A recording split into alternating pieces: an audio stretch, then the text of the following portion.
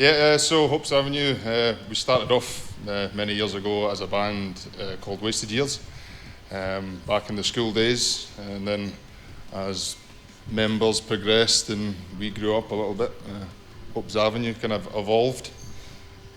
Post-COVID, is that what it was? Post-COVID, we had a wee bit of a break, obviously through the whole COVID palaver.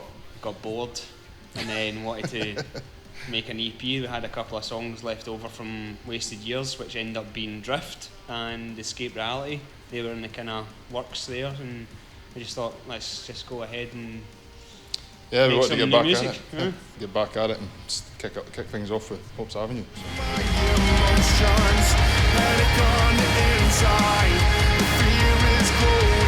Sound-wise, where can we start with that one? It's more like kind of post-hardcore, metalcore. With I take a lot of influence when I'm writing the music from like Dayseeker, Bad Omens, that kind of thing. Yeah. I like to think Dennis takes that kind of vibe as well from that when he's thinking about lyrics. That's probably the kind of genre we're kind of taking from and try to kind of make our own wee spin on it. We're not heavy by any means. We have like one heavy song so far, Broken Crown, but the rest of it's kind of atmospheric. That's where my stuff lies. That's what I really like doing.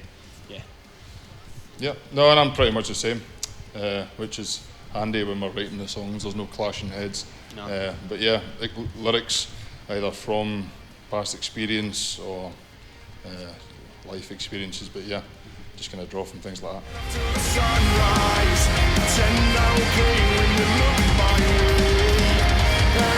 Great, to be honest with you. Like we started releasing the songs as like in 2021, I think was the first one, which was Drift, and then we just kind of sporadically kind of wrote as we went, kind of thing. We went, you know what, we've got a really good EP here, and I like the song like Forever. For starters, that's just surpassed 10,000 views on YouTube. Yeah, which like quite surprised. You know, it's a big goal. You know? And Escape Reality is like a close second. That was the top song, and it's been great. They're the two kind of top kickers. Yeah, no, definitely. Yeah, it's been received really well. A lot better than what we'd hoped, and we hope it just carries on.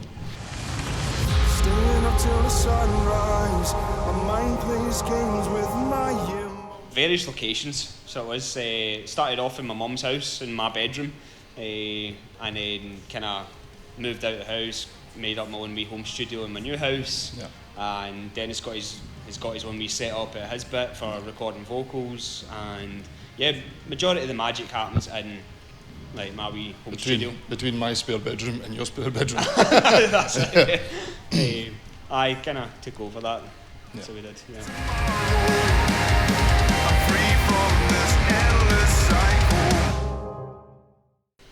So, riff first.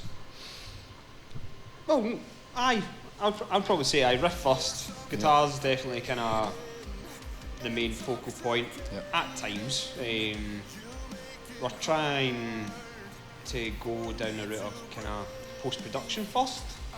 Like start with the synths, see what kind of cool sounds we can make out of them, see what ideas we can make from that, get some drums there. As you can tell, it all starts off at like my kind of wee home studio bit, and we just club together and ideas there. And then we kind of, our main producer, I'd probably say, would normally be me, but our drummer Mick is the most producer. He's the one that tells that that's good or no, that's absolute shit. Yeah, but so like it'll all start off with an idea that I come up with, what I'm kind of feeling at that time. Pass it over to the band, see if it's worth working on. If it's no, it gets pushed to the side for a wee bit. If it is, then Mick likes to come in and kind of say, right, we'll keep this wee bit, we'll alter that kind of thing, and then it gets passed on to me. Then it gets passed on to you to see if you're feeling it for vocals. Get some melodies in, get some verse down, and see what we can make of it. I can't stop myself from going under. The depths pull me further and further. You can next see us live at Slay on the 26th of August. alongside? That would be Centralia, Vague Reality and Terracine. So it is, and we're buzzing for that. Yeah, it's going to be a good one, so make sure and grab some tickets and get yourself there. My shoulders, my life is crashing down. So far for me, our favourite show would have been the Classic Grand, headlining the Classic Grand. Really enjoyed that, really enjoyed the bands we played with. It was a great night, it was a great vibe. Yeah, for me. Aye, first gig back as well. Yeah. Like, couldn't ask for a better turnout, to be honest. Like, it was phenomenal. Getting like all the lights on for forever, like everyone on their phones.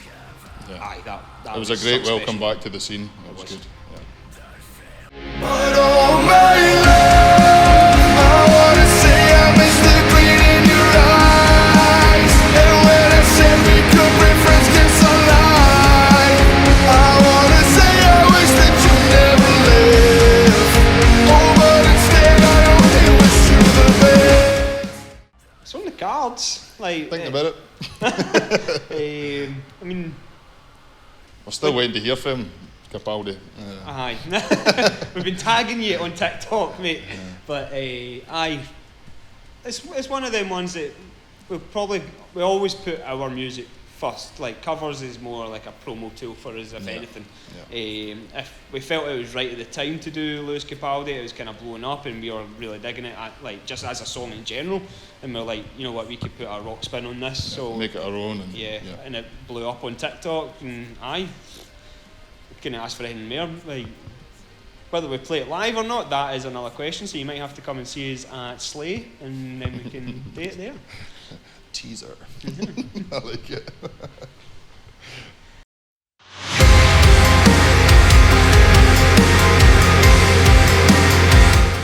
Yes, so we were up in Ayrshire. Is that what they Ayrshire, call it? aye. Abandoned dynamite factory, climbing about some rubble and smashing up some stuff. Aye, it was a two-parter that day. It's for a song Escape Reality, so it is the kind of more kind of ballady song, I suppose, off a Revive. Yeah. The most well-received one before Forever overtook it. But yeah, so like we done it in a two-part. We done it in a studio, which was like some guys. My mate's paint shop in his garage. Car garage, Yeah. and we done the second half of the shoot in the dynamite factory, just finding locations on site kind of thing, and just shooting then and there. Aye, it was pretty wild. pretty dynamite. Jesus, man. God. Times that we had, it seemed so far away. Wish it was For me, it would be Bad Omens, Death of Peace of Mind. Constantly blaring it in the car, up and down the motorway, to and from work just now. Absolutely loving it. So, yeah, that would be my choice. At the minute, it would be Sleep Token's latest album, Take Me Back to Eden. It's got everything in there. It's got the heavy, it's got the melodic, and it's got the pop. It's got the sad songs too, if you're feeling a wee bit moody. But aye, that one there's my kind of desert island of choice. So it is, yep.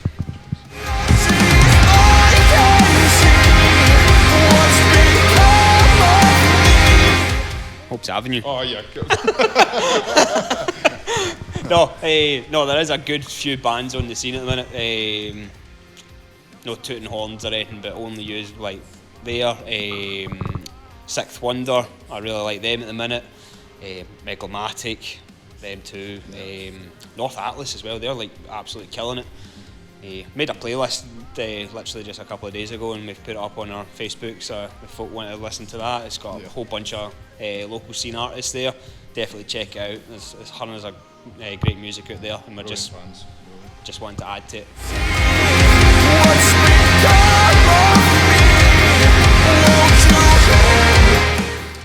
So for me, I'd want our music to be remembered for the impact that it would have on the listeners, whether it be the emotional impact or just the love for music that we all have, and try and put that across in our sound.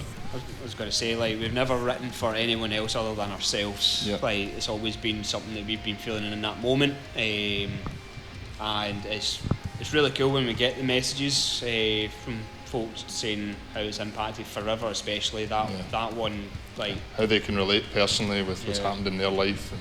And it's really touching getting these messages for fans. And I suppose we'd like to be remembered for the impact we leave in the world as Hopes Avenue.